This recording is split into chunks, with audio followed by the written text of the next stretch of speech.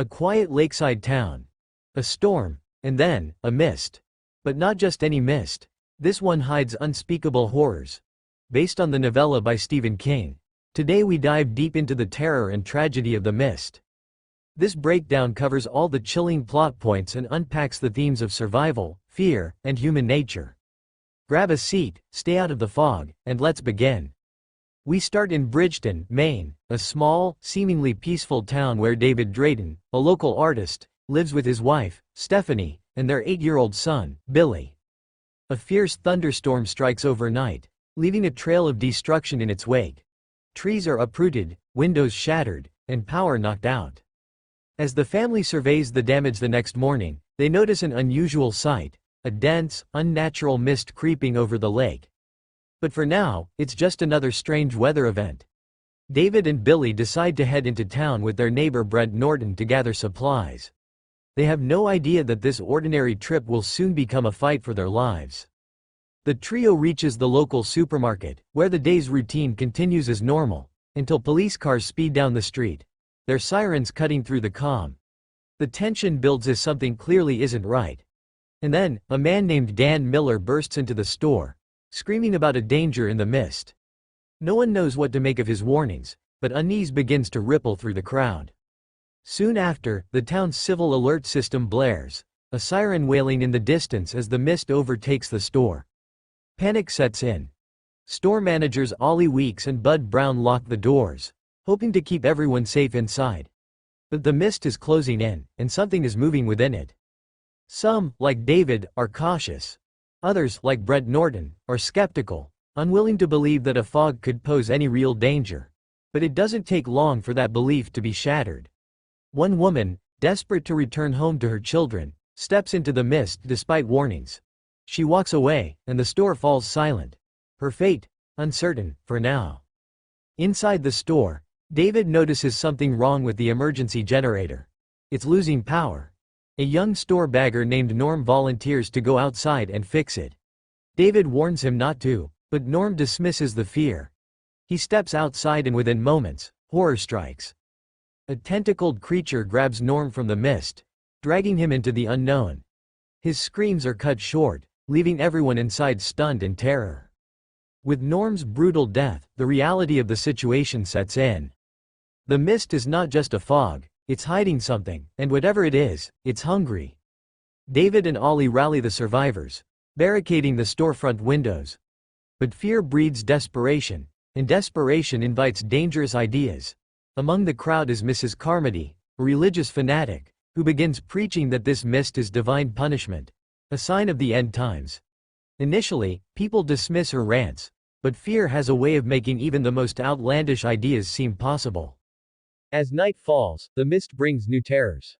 Massive flying insects, drawn to the supermarket's lights, swarm toward the windows. But they are prey too. Soon, pterodactyl-like creatures appear, attacking the insects and smashing through the store's barricades. Chaos erupts as people scramble to defend themselves.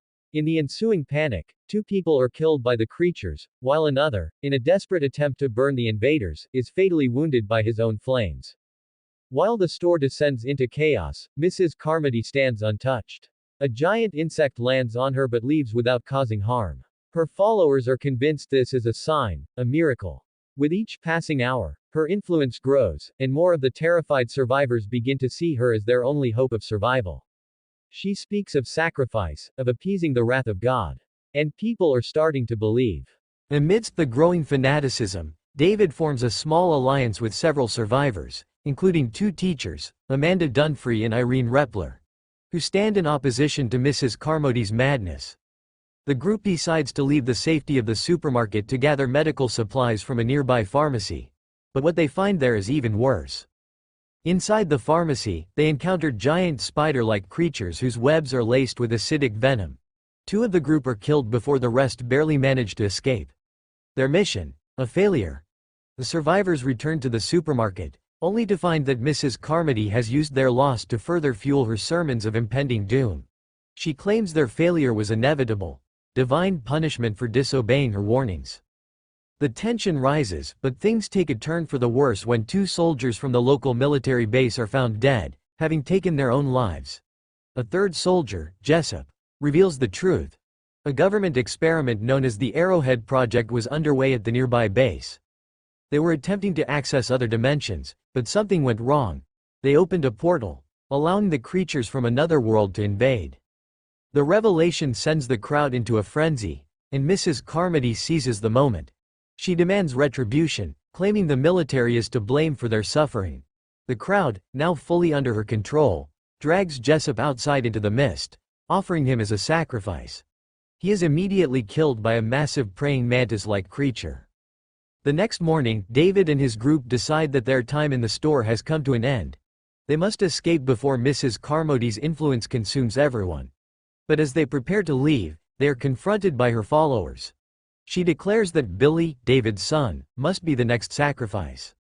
As the mob closes in on Billy and Amanda, it's Ollie who makes the final stand, shooting and killing Mrs. Carmody in a desperate act of self-defense. Her reign of terror ends, and her followers are left in shock. David and his group make their escape, but the horrors of the mist are far from over.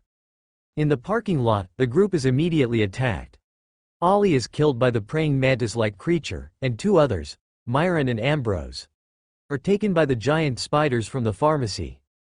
The survivors are dwindling, and the mist shows no mercy. Only David, Billy, Amanda, Irene, and Dan manage to reach David's car and escape.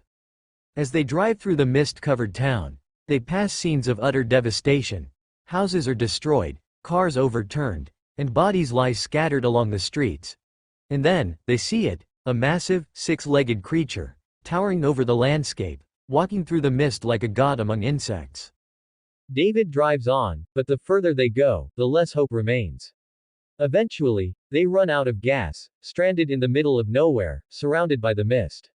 With no way to escape, no food, no water, and creatures lurking in the fog, they make a heartbreaking decision. David takes the revolver, loaded with only 4 bullets, one short for the 5 survivors. He ends the lives of his family.